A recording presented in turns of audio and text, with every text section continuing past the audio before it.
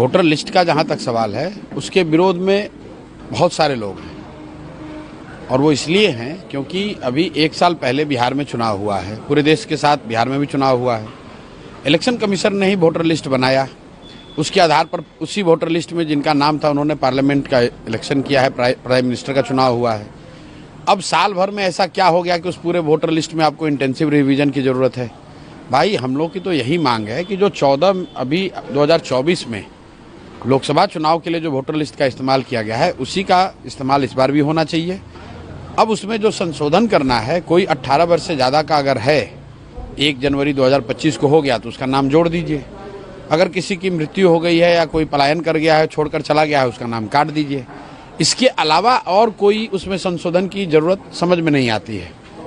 और अगर कोई ये कह रहा है कि भाई संशोधन इसलिए होना चाहिए कि कोई बाहर का आदमी आ गया है, घुसपैठिया आ गया है, तो मेरे भाई पिछले 1 साल से बिहार में तो एनडीए की सरकार है, तो क्या ये स्वीकार कर रहे हैं कि इनके सरकार के रहते हुए घुसपैठिए बाहर से आकर यहाँ बिहार में रह रहे हैं?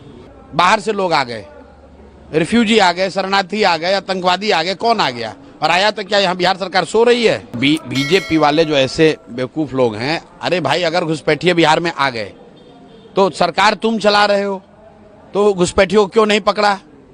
तो घुसपैठियों को क्या बीजेपी वाले बिहार में लेकर आए हैं? 50 लाख बिहार के बच्चे जो बाहर मजदूरी कर रहे हैं, क्या वो बिहार के लिए घुसपैठिए हैं? उनको मत का अधिकार होना चाहिए कि नहीं होना चाहिए? अगर कोई आदमी यहाँ से जाकर गुजरात में, महाराष्ट्र में नौकरी मजदूरी कर रहा है और चुनाव के समय में आकर यहाँ वोट करना चाहता है, तो उसको मत का अधिकार होना चाहिए कि नहीं होना चाहिए? तो क्या इलेक्शन कमीशन ये मान रहा है कि अभी जो 2024 में लोकसभा का चुनाव हुआ वो शुद्ध मतदाता सूची से चुनाव नहीं हुआ था? क्या इस देश की देश का पार्लियामेंट और प्रधानमंत्री का चुनाव अशुद्ध मतदाता सूची के द्वारा किया गया है? पहले इलेक्शन कमीशन ये स्वीकार करे कि जो 24 का मतदाता सूची था वो शुद्ध नहीं था। आप कह रहे हैं कि हम इलेक्शन मतदाता सूची को शुद्ध कर रहे हैं, तो अभी साल भर पहले भी तो आप ही ने बनाया था, तो क्या वो शुद्ध था? उसी से पार्लियामेंट के इलेक्शन कराए थे।